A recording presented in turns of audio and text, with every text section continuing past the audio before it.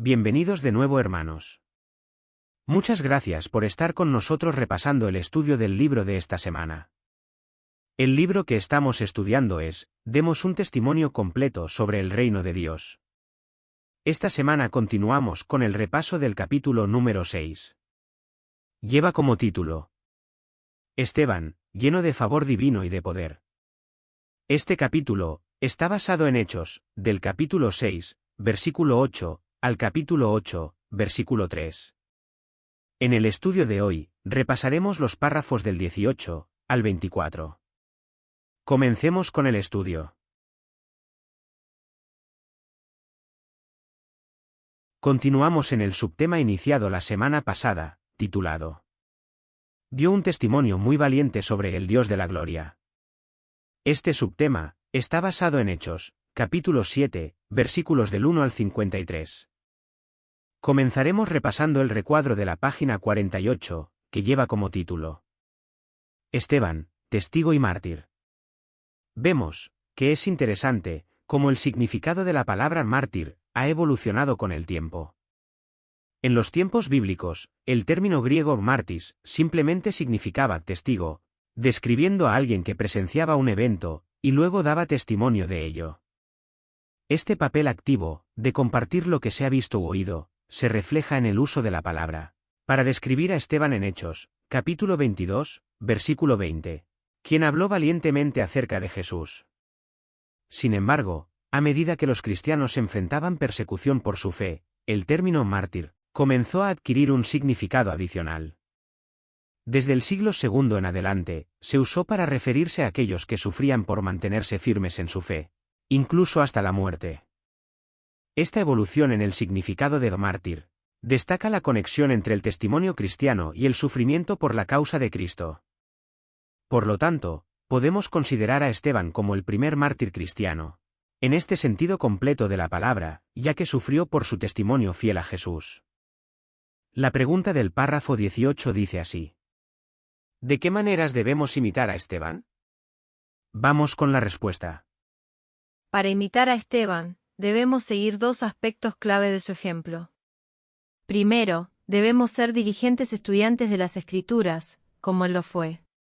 Según vemos en 2 de Timoteo, capítulo 2, versículo 15. Esto implica dedicar tiempo a entender y aplicar la palabra de Dios en nuestras vidas. Segundo, debemos comunicarnos con amabilidad y respeto, incluso con aquellos que pueden oponerse a nosotros. Además, como vemos en Hechos, capítulo 7, versículo 2. Esteban demostró esto al dirigirse a su audiencia con tacto y cortesía, reconociendo la posición de los ancianos. Hoy en día, nosotros debemos hablar de las verdades bíblicas con gentileza y profundo respeto, tal como nos exhorta 1 de Pedro, capítulo 3, versículo 15. Siguiendo el ejemplo de Esteban, podemos ser efectivos testigos del reino de Dios. Muchas gracias. Pasamos a la pregunta del párrafo 19, dice así: ¿cómo aprovechó Esteban el caso de Abraham? Vamos con la respuesta. El mensaje de juicio que con valor transmitió Esteban fue una confrontación directa con los líderes religiosos de su tiempo.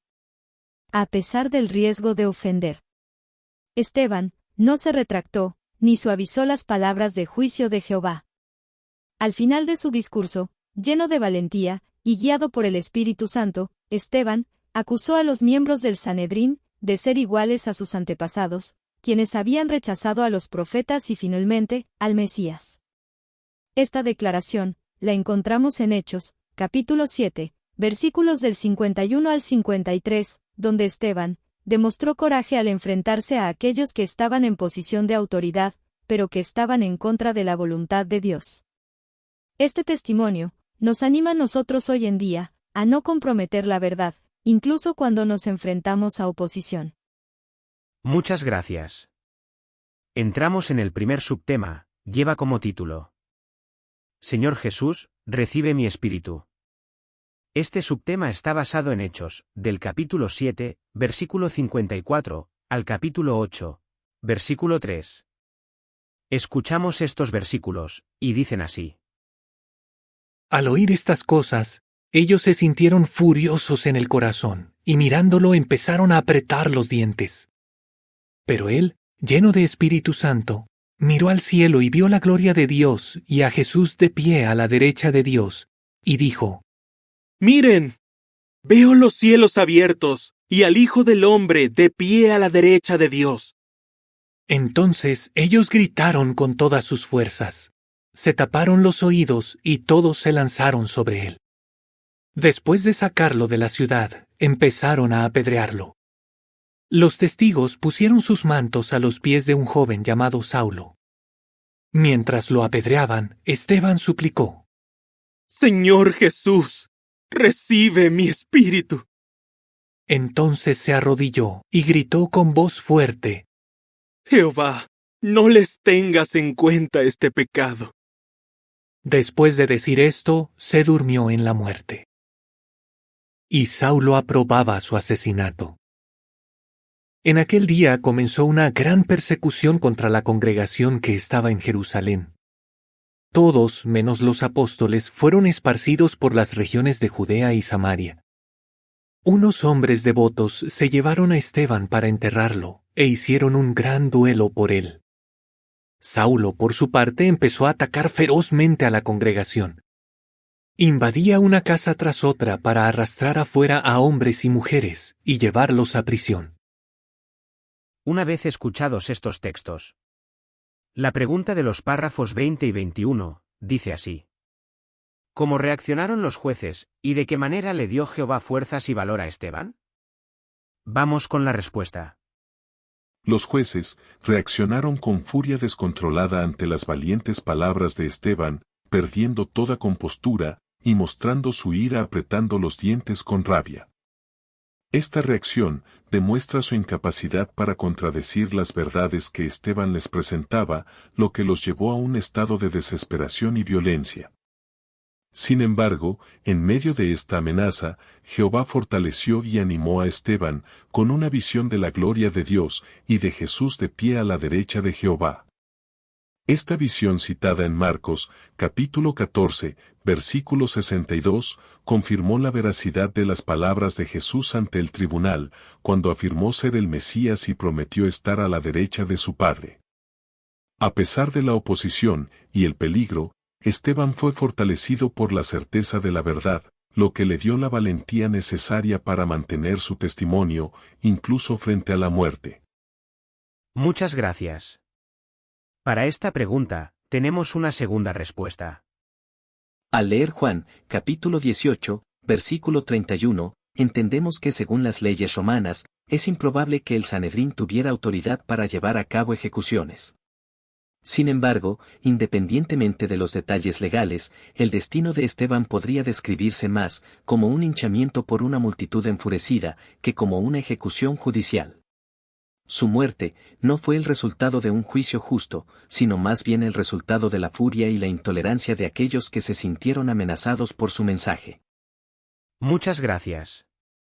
La pregunta de los párrafos 22 y 23 dice así: ¿En qué se pareció la muerte de Esteban a la de su Señor?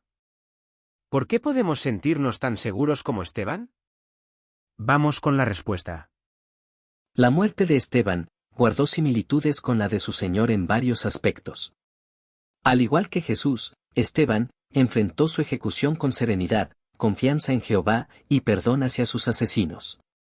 Es posible que al contemplar en visión al Hijo del Hombre junto a su Padre, Esteban encontrara consuelo en las palabras de Jesús que vemos en Juan, capítulo 11, versículo 25, y que dicen: Yo soy la resurrección y la vida.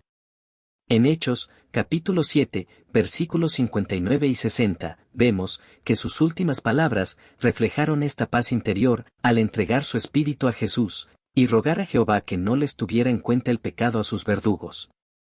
Muchas gracias. Para esta pregunta, tenemos una segunda respuesta. Aunque Esteban fue el primer mártir registrado entre los discípulos de Cristo, muchos otros han seguido su ejemplo a lo largo de la historia. En Juan, capítulo 5, versículos 28 y 29, vemos que podemos encontrar seguridad en la promesa de la resurrección que Jesús nos ha dado. Jehová tiene el poder de resucitar a sus siervos fieles, asegurando así nuestra esperanza más allá de la muerte. Esta promesa nos brinda la misma seguridad que Esteban tuvo en sus momentos finales. Muchas gracias. La pregunta del párrafo 24 dice así. ¿Cómo colaboró Saulo en el asesinato de Esteban? ¿Qué efectos a largo plazo tuvo la muerte de este fiel discípulo? Vamos con la respuesta. Saulo, quien más tarde sería conocido como Pablo, colaboró en el asesinato de Esteban al estar presente durante el linchamiento y al consentirlo. En Hechos, capítulo 7, versículo 58 leemos, que incluso, cuidaba las ropas de aquellos que apedreaban a Esteban. Tiempo después, Saulo empezó una persecución despiadada contra los discípulos de Jesús. Sin embargo, la muerte de Esteban tuvo efectos a largo plazo. Por un lado, fortaleció la fe de otros cristianos, inspirándolos a mantenerse fieles hasta la muerte. Por otro lado, la experiencia de Saulo, presenciando el martirio de Esteban, lo llevó a un profundo arrepentimiento por su participación en aquel acto. Muchas gracias. Para esta pregunta, tenemos una segunda respuesta. Saulo reconoció su blasfemia y persecución en su carta a Timoteo, evidenciando un cambio radical en su vida. La influencia de Esteban en Saulo fue tan significativa que Saulo desarrolló y amplió muchos de los temas que Esteban había abordado en sus discursos y cartas posteriores. Con el tiempo, Pablo siguió el ejemplo de fe y valentía de Esteban, convirtiéndose en un apóstol prominente. Muchas gracias. Queridos hermanos, hasta aquí el estudio del libro de hoy. Muchas gracias por haber visitado nuestro canal, y esperamos que os pueda servir de guía o ayuda. La semana próxima, estaremos aquí también con el siguiente estudio. Corresponderá a la semana del 11 al 17 de marzo de 2024. Comenzaremos con el repaso del capítulo 7, titulado Declaró las buenas noticias acerca de Jesús. En este caso, estudiaremos los párrafos del 1 al 8 y el recuadro de la página 53. Titulado, Felipe el Evangelizador. Esperamos que Jehová nos guíe y la semana próxima podamos volver a compartir otro artículo. Muchas gracias.